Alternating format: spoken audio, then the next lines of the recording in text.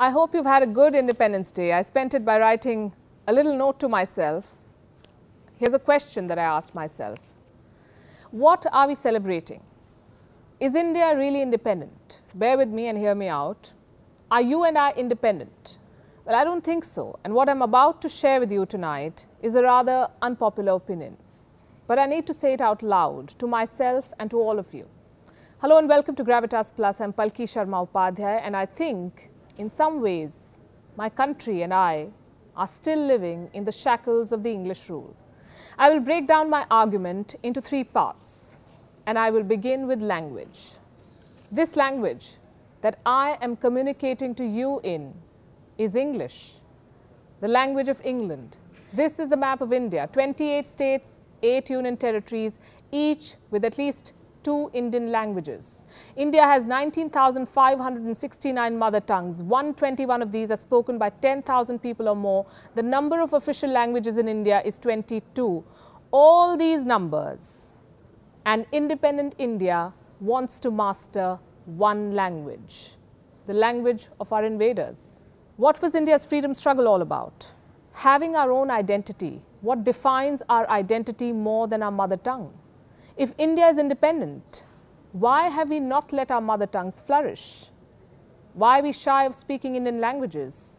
Why have they become a sign of backwardness? If someone speaks in Hindi, Tamil, Odia, Bangla or Assamese, he or she is seen as less qualified. When the same person speaks in English, his or her chance in standing improve. Independent India has put the language of our colonizers on a pedestal. English is a socio-economic marker, the language you must know if you want to be successful in India. If you've ever attended a parent-teacher meeting, you would have noticed how parents are obsessed with the idea of their children speaking fluent English. The popular notion is this: perfecting English equals to scoring better in other subjects. Wrong. Perfecting one's mother tongue is what gives someone an edge in other subjects, and I have research to back this up. In 1973, a researcher studied Native American students in Mexico. She found those who were taught in their native language early on and then transitioned to Spanish outperformed their peers who were taught only in Spanish. Similar research was carried out in Honduras, Iran and Togo. The result was the same. When a child is taught in a language she speaks at home, her test scores shoot up. Here is another popular notion. English language equals to success. If you want to do well, you must know English. Have you ever wondered how Japan, Germany, or for that matter even China, have made it to the top 5 economies of the world? Most of the people there do not speak English. That's some food for thought as I move to point number 2, history. Not the one that we have lived, but the one we study. The history that is taught in Indian schools is not Indian history at all. It is India through the lens of Britain. Do you know that Imperial England used history as a tool for suppressing Indians? In 1868, Max Muller, the famous Indologist, wrote a letter to the Duke of Argyll. He was the then Secretary of State of India, and these words are from Muller's letter. I'm quoting, "India has been conquered once, but India must be conquered again, and the second conquest should be a conquest by education." The British custom-made Indian history to suit their purpose. We were taught that it was the invasion of Alexander that civilized us. The Shakas and the Kushans were good for the natives. The invasion of Muhammad bin Qasim, the Ghoris, the Tughlaqs, the Lodhis, the Mughals, they were all good for India. Akbar was great. What about Raja Man Singh? He was the Rajput commander of Akbar's armies. He helped Akbar the Great extend his empire. Why aren't we studying Raja Man Singh enough? Because he is an Indian and the British were not comfortable endorsing him. Now here is a question. Why are our history books still so selective? Our books mention Newton, but conveniently shrink passages on the 6th century mathematician Brahmagupta. Indians are not taught that it was one of their own who first developed numericals 1 to 9 and 0. Our history books have no mention of Vedic maths and how it inspired the world, or how the world learnt from the Hindu agricultural practices. How ancient India was the world's most favored trading nation, the influence of the Indian civilization on Southeast Asia. Also omitted from Indian history books is the Ahom dynasty.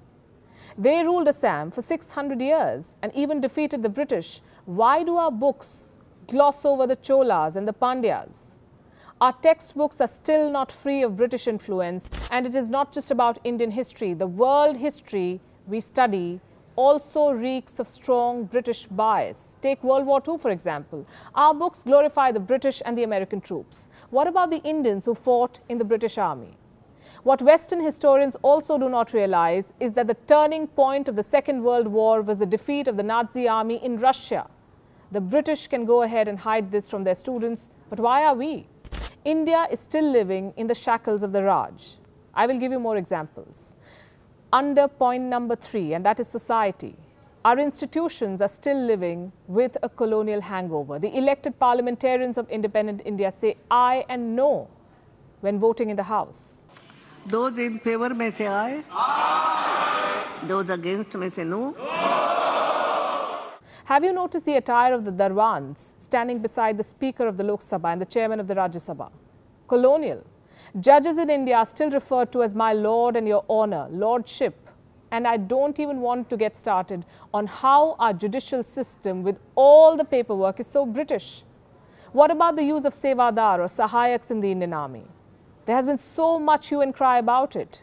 The British pitted religions and ethnic groups against each other. Independent India continues to embrace that divide. We still follow the British education system, and we still do not give our children the freedom to innovate. They are enslaved by grades and test scores, the vices of the British education system.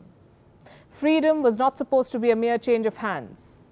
How can we call ourselves independent if we do not have the freedom to make our choices? A woman still cannot rise up the ranks of the Indian army. Indian attire is not modern enough for so many. High tea and English breakfast are signs of having arrived. We wear gowns at graduation ceremonies. We shun dark skin. Our police forces still lathi charge. English remains a vehicle of social mobility. We love Shashi Tharoor for voluminous diction, but we question the need to be fluent in our vernacular. We know all about the British royal family, but we know nothing about the Satavahanas. The point I'm making is very simple. India has achieved a lot. No one can take away that from us. But many Indians still need to break free.